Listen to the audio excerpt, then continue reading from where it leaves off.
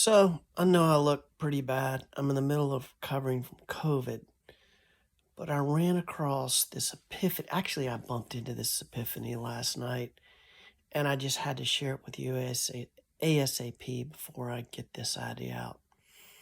So, here's the deal.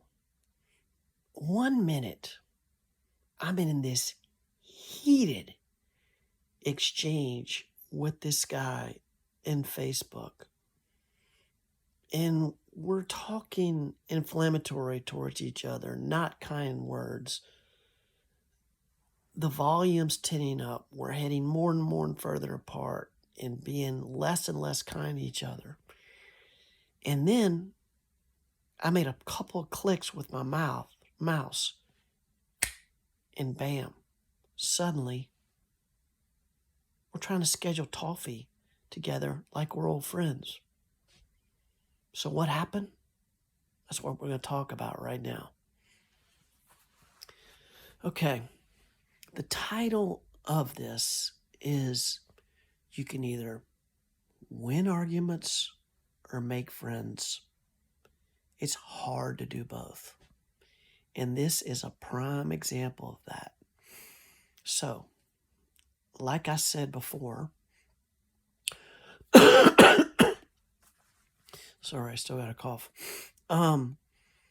I was in this heated exchange with this guy on social media about a post that I had put up. It's probably not a good post, put in haste, probably triggering, probably because I'm upset about some things. It doesn't really matter what the post was about. What matters is first what happened. I had the post, and in the post, I had done a screenshot of my words, which was the picture, and then above that, I had a little blurb. He wrote in my post, calling me out on words I said in the post that were contradictory to my hug movement, where I've been going around the country hugging people. I think 28 states, over 10,000 hugs, hard to believe, but still got 22 left. Anyway, he knew of me. A lot of people know me. And he said, this is kind of hypocritical for what you're saying. I used some word. Doesn't matter what the word is. What really matters, he said this, and immediately I said, no, I didn't say this word. But I had forgotten that in the actual text, in the description, I had said this word. And I went back and I read, I said, yeah, you're right. I'm sorry. I said, I did say that. And so that basically set the scene, I think, to make this a little better. Because one of the hardest things to do is to admit you're wrong. It's probably one of the most courageous things you're doing. Nobody likes to admit they're wrong. But it really helps a lot of situations if you can admit you're wrong, even any little thing. So we're in this heated exchange.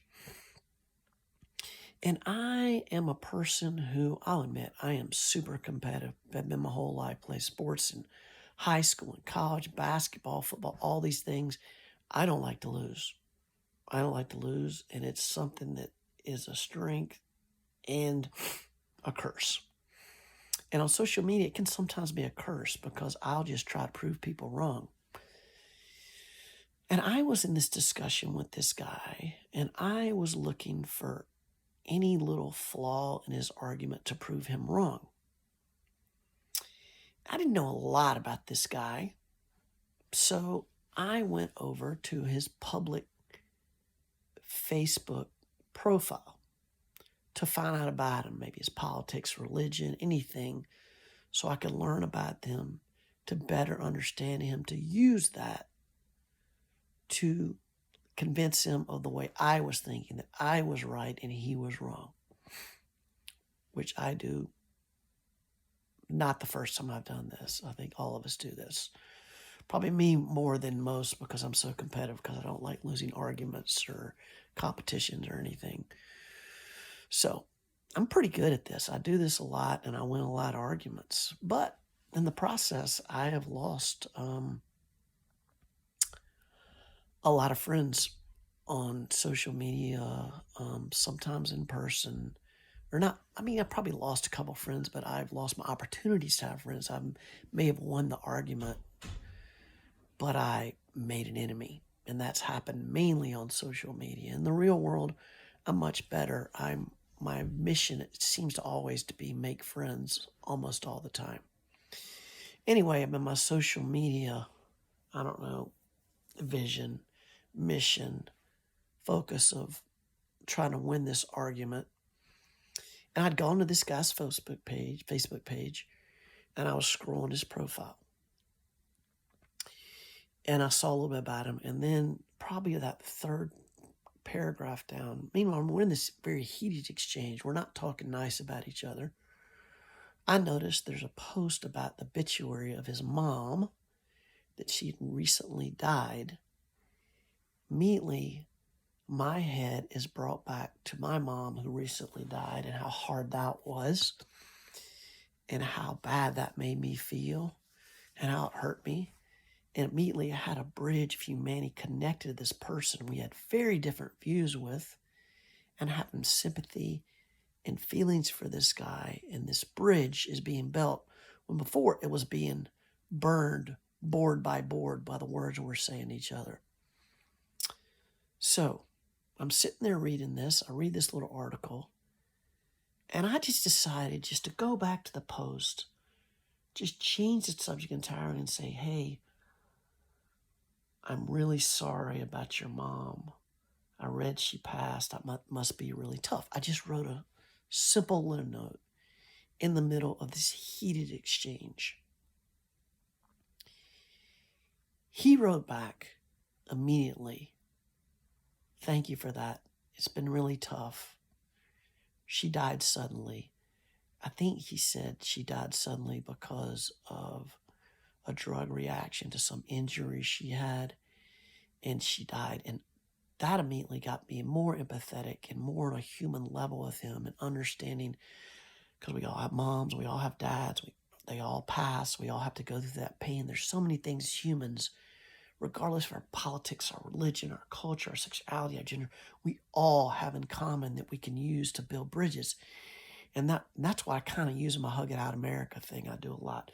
But here, I ran on this by accident. It was purely by mistake. And I said, I'm really sorry.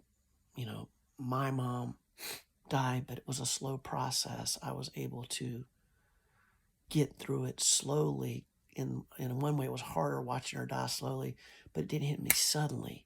This sudden, she's here and then she's gone. So we ended up going this discussion of our moms a little bit, my mom and her mom.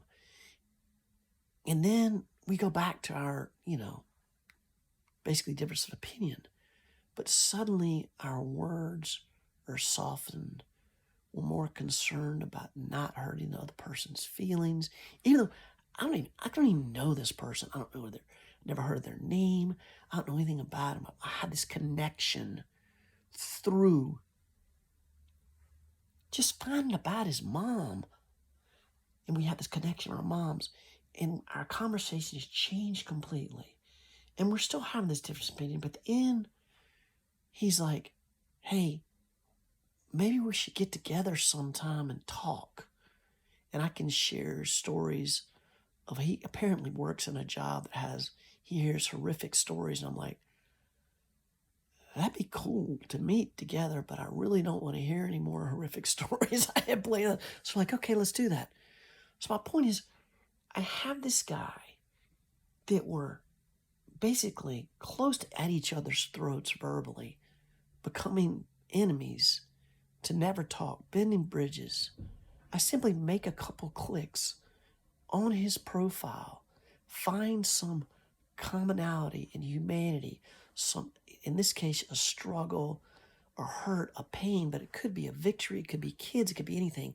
I take that back to a very toxic, inflammatory, not productive discussion. And suddenly, we're like becoming friends, kind of friends. So if I can do that, We all can do that. We all go on social media. Almost all of us have these interactions. All we have to do is when we see it heading this way, go to that person's profile, find something to find the humanity when you're getting heated, when they're getting heated, and bring it back to a human conversation of where you will have some civility, some understanding, some empathy, some tenderness, some soothing, some kindness to this person that relates to you. We all can do it. So I just wanted to share that moment with y'all because I'm going to continue to use that in all my conversations on Facebook to try to get rid of the toxicity. If we all did that, imagine how much better and kinder a place Facebook would be and all social media because we all have access to their profiles. So hope y'all do that. So I do it a lot in the real world in my Hug It Out America movement. My mission is always make friends, not try to win an argument. So I'm going to try to do that more on my Facebook and social media, and even do it more in the real world with my friends, with people I'm trying to be friends with that might head to a bad level. Even though I'm trying to be kind, sometimes they attack me, and then it goes nowhere. So the message I'm saying here, folks, is try to make friends, not win arguments. It's really hard to do both. All right, y'all, take care. One love, and hope y'all recover soon from COVID. Hope y'all are having a good weekend. Take care.